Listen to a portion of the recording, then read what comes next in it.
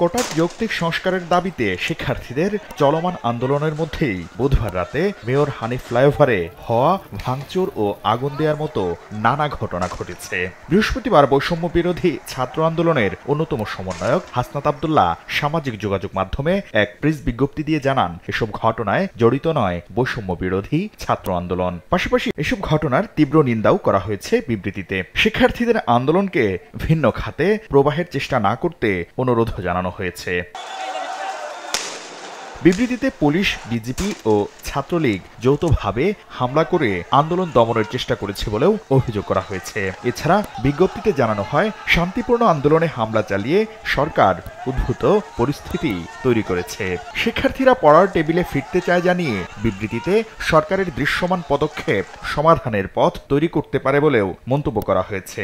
জানানো হয়েছে, আন্দোলনের পাশাপাশি খোলা রয়েছে আলোচনার পথও। নগদের কাছে সব গ্রাহকই প্রিয়, তাই তো সারা দেশে ক্যাশ আউট চার্জ সবচেয়ে কম।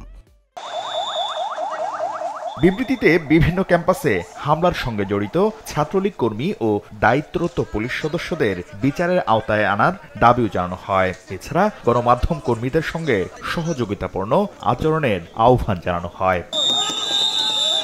শাকির আহমেদ, সময় সংবাদ, ঢাকা।